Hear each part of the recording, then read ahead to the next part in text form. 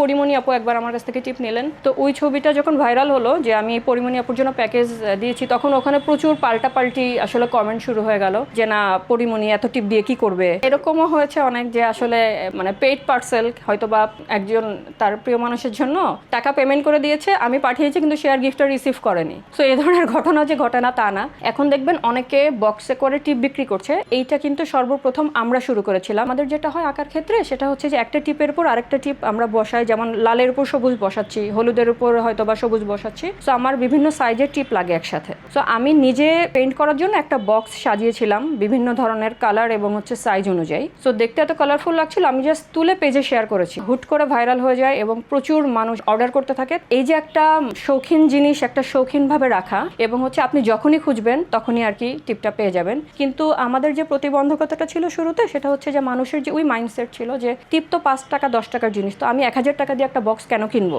So এই জিনিসটা change করতেও কিন্তু অনেক সময় লেগেছে। আমার কাছে একটা ভাইয়া একবার নোট দিয়েছিলেন, উনি বলেছিলেন যে উনি ওনার প্রিয় মানুষকে প্রপোজ করবে টিপ দিয়ে, এরকম একটা নোট লিখে দিতে যে আমি তোমাকে একটা গিফট দিচ্ছি, তুমি যদি ইয়েস বলো তাহলে এই টিপটা পরে একটা সেলফি আমাকে পাঠাবা। খুব যত্ন করে জিনিসটা দিয়েছিলাম এবং ভাইয়া আমাকে পরে জানিয়েছিল যে ওয়ালটন এসি এক্সচেঞ্জ অফারে এখন যে কোনো ব্র্যান্ডের পুরাতন এসি বদলে নতুন ওয়ালটন এসিতে উপভোগ করুন 25% ছাড়। Walton air conditioner, comfort without compromise. She said yes. তো আমাদের কাছে খুবই মজা লেগেছে আর কি অভিজ্ঞতাটা। কিছু মানুষ আবার আছে সবসময় প্রতিদিনই টিপ পড়তে পছন্দ করে। একটা সময় আমিও দেখা যাচ্ছে প্রতিদিনই টিপ পরে বের হতাম, কিন্তু কিছু মানুষ আছে একটু শৌখিনতার প্রকাশস্বরূপ পরে টিপ। যে ধরেন আপনি যখন গিফট দিবেন একটা মানুষকে, সে যদি টিপ পছন্দ করে, সে যদি চুড়ি পছন্দ করে, আপনার তো আসলে এক্সপেন্সিভ টিপের দরকার নাই, এক্সপেন্সিভ গিফটের দরকার নাই, আপনি টিপও দিতে পারেন। আপনি যদি মনে করেন যে আপনি একটা প্রিয় মানুষকে চমকে দিবেন, কেউ আসলে একটা জিনিস পছন্দ করে, টিপ পছন্দ করে, আপনি যদি তাকে একটা বড় কালেকশন দেন, ডেফিনেটলি সে তো খুশি হবেই। টিপের ক্লায়েন্ট যেমন মেয়েরা তেমন ছেলেরাও, অনেক ছেলে ক্লায়েন্ট আছেন যারা হচ্ছে তার প্রিয় মানুষের জন্য আমাদের কাছ থেকে বক্স বানিয়ে নেন বা হচ্ছে আমাদের কাছ থেকে টিপ কেনেন। অনেকে মনে করে যে না ঠিক আছে বড় টিপ পরাটা অনেকে নেগেটিভ ভাবে নেয়, এমন না যে সবাইকেই পড়তে হবে, যে যেভাবে কমফোর্টেবল সে সেভাবেই পড়বে। অনেক সময় নেগেটিভ কমেন্ট তো শুনতে হয়, যেটা আমি বললাম যে সবচেয়ে বেশি নেগেটিভ কমেন্ট আমার দাম নিয়ে শুনতে হয়েছে। অনেকে আছে যে আমাকে বলে যে আপনাদের কাছে কত ধরনের টিপ আছে।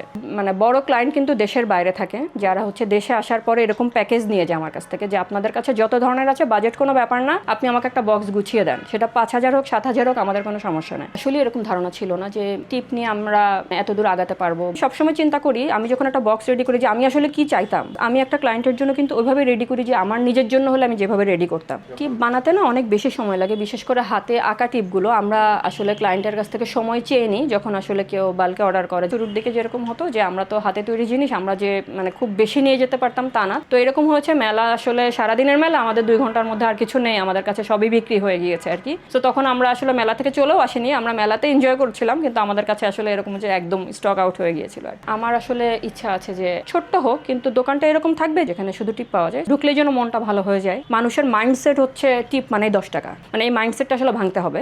আমরা কিন্তু টিপের বক্স কাস্টমাইজ করি। কেউ যদি বলে যে না আপু আমি শুধু ছোট টিপ পরবো, আমরা শুধু ছোট টিপ দিয়ে সাজিয়ে দিই। তো এখন তো একটু গুছিয়ে এনেছি, আমাদের পেজটা বড় হয়েছে, এখন আমাদের আর একটু সাহস বেড়েছে, কিন্তু শুরুর দিকে আমাদের অনেক স্ট্রাগল করতে হয়েছে। ফ্রেন্ডস অ্যান্ড ফ্যামিলির সাপোর্টটা তো অনেক জরুরি ছিল, যেটা শুরু থেকেই ছিল। আমার বন্ধুরাও খুব সাপোর্ট করেছে আমাকে, বিশেষ করে আমার হাজব্যান্ডের কথা বলবো। সারাদিন অফিস শেষ করে এসে ও রাত জেগে আমার সাথে টিপের বক্স তৈরি করছে। যখন আমার টিপগুলো ভাইরাল হলো একদম শুরুতে অনেক বেশি অর্ডার আসতো, ও এসে আমার সাথে কাজ করতো। মেলা যখন আমি করি, ও সকাল থেকে রাত পর্যন্ত আমার পাশে, শুধুমাত্র যেন আমার কষ্ট না হয়। তখন হয়তো আমার বাইরে থেকে কাউকে নেওয়ার মতো ক্ষমতা ছিল না, তখন আসলে সবচেয়ে বেশি সাপোর্ট আমার হাজব্যান্ড করেছে আমাকে আর কি।